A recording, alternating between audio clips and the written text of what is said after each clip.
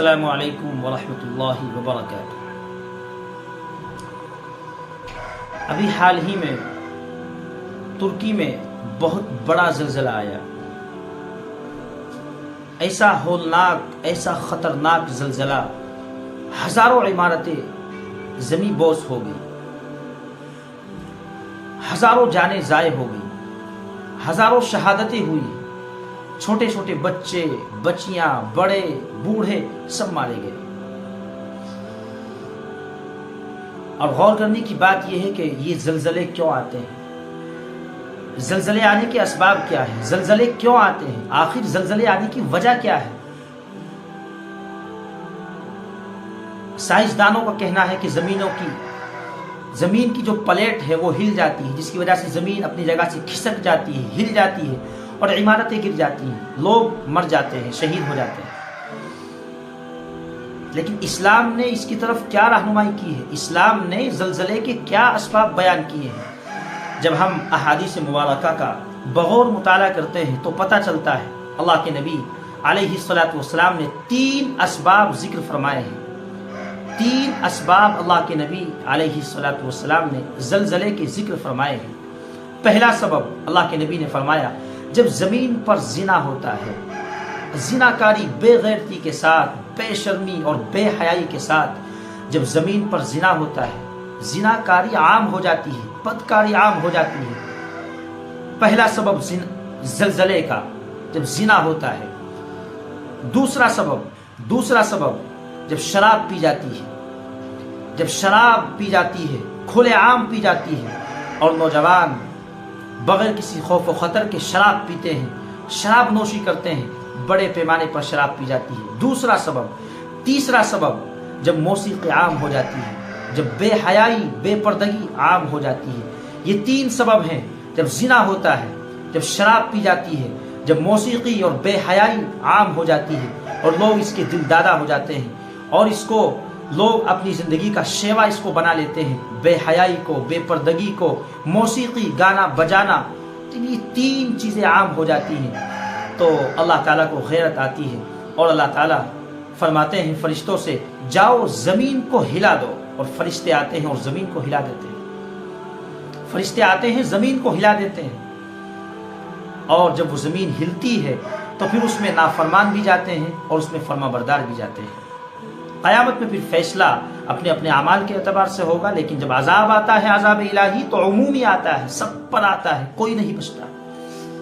اللہ تعالیٰ ہم سب کی حفاظت فرمائے اور ان تمام کاموں سے ہمیں بچنے کی توفیق نصیب فرمائے، اور ہمارے ترکی بھائی جتنے بھی اس سخت ترین زلزلے میں شہید ہو گئے ہیں، اللہ تعالیٰ ان سب کی مغفرت فرمائے، اور جتنوں نے اپنوں کو کھویا ہے اللہ تعالیٰ ان کو صبر جمیل عطا فرمائے، پسماندگان کو اللہ صبر جمیل عطا فرمائے اور وہاں کے حالات کو اللہ تعالیٰ صحیح فرمائے۔ لیکن بات یہی ہے کہ جب بھی ہم پر حالات آتے ہیں، جب بھی عذابات آتے ہیں، جب بھی زلزلے اور سیلاب اور جب بھی ہوائیں، طوفانی ہوائیں آتی ہیں،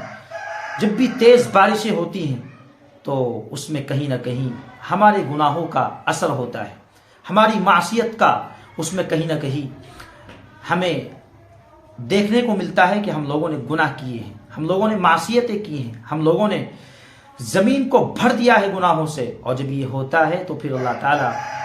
اس لیے نہیں کہ اللہ تعالیٰ کو ہم سے کوئی دشمنی ہے، کوئی نفرت ہے، ایسا نہیں ہے،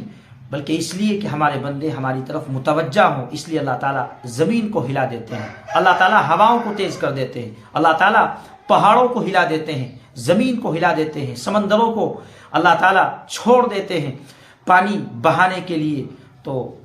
صرف اس لیے کہ ہمارے بندے ہماری طرف متوجہ ہوں اور وہ یہ سمجھیں کہ اللہ تعالیٰ نے ہمیں پیدا کیا ہے اپنی اطاعت و فرما برداری کے لیے، نہ کہ نافرمانیوں کے لیے، نہ کہ معصیت کے لیے، نہ یہ کہ ہم اللہ کی اطاعت کے بجائے اللہ کی نافرمانی کریں، اس لیے نہیں، بلکہ اللہ تعالیٰ نے ہمیں اس لیے پیدا کیا ہے کہ ہم اللہ کی اطاعت کو بجا لائیں، اللہ کو اپنا معبود مانے، اس کے سامنے سجدہ ریز ہو، اس کی عبادت کرے، اس کی نافرمانی نہ کرے۔ صرف اس وجہ سے اللہ تعالیٰ یہ چیزیں دکھاتے ہیں کہ ہمارے بندے، میرے بندے میری طرف متوجہ ہو، مجھے معبود مانے، مجھ سے کہیں تو میں سب کچھ آسان کر دوں گا۔ تو زلزلے آنے کے 3 سبب ہیں،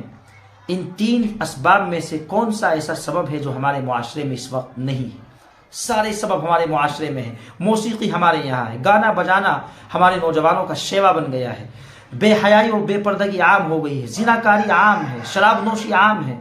تو پھر عذابات کیوں نہ آئے؟ اور کسی شاعر نے کیا خوب کہا ہے، اگر ان کی رحمت نہ ہو درمیاں میں، ابھی آگ لگ جائے دونوں جہاں میں. اگر ان کی رحمت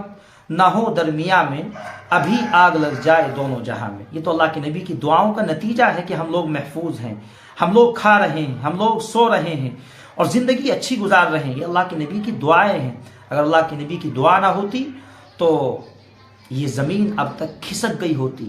ہم لوگ اب تک نہ جانے ہمارا کیا بن چکا ہوتا اگر اللہ کے نبی کی دعائیں نہ ہوتی. اللہ کے نبی نے دعا فرمائی تھی میری امت پر ایسا عذاب نہ آئے کہ میری پوری امت تباہ ہو جائے، غرق ہو جائے. اللہ تعالیٰ نے وہ دعا قبول فرمائی ہے آپ کی، اس لیے ہم لوگ زندہ ہیں، ورنہ اتنے گناہوں کے ساتھ کوئی قوم اس زمین پر زندہ نہیں رہی ہے.